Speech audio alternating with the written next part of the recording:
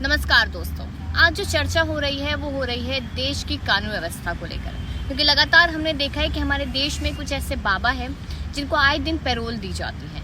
लेकिन अब बात सिर्फ पैरोल तक सीमित नहीं रही है, बात यहाँ पर सजा खत्म करने की बात हो रही है। अब किसकी बात हो रही है? राम रहीम की। उन पर किस तरीके के तमाम केस हैं और उसको लेकर ये सवाल हो रहा है कि क्या 11 साल की जो सजा है वो खत्म कर दी जाए, कि ये एक सवाल है।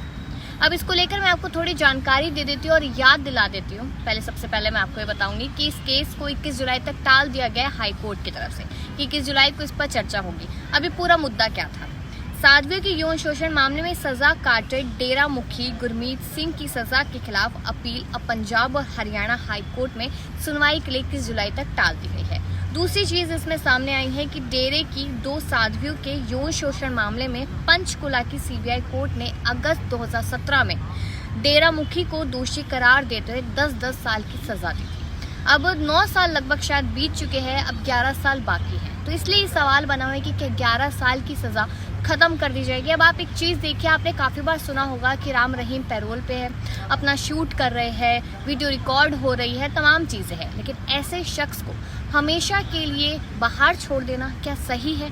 और ये भी सवाल है कि इनका साथ कौन दे रहे हैं, इनको कहाँ से सपोर्ट मिल रहा है, ये सारी चीजें हैं। तो इसलिए आज मैंने सोचा कि देश की कानून व्यवस्था पर भी चर्चा करनी चाहिए। आप लोग अपनी राय दीजिएगा। जहाँ तमाम तरीके के मुद्दे देश में जारी है, वहाँ राम रहीम का मुद्दा भी एक बड़ा सवाल खड़ा कर रहा है। राय दीजिए।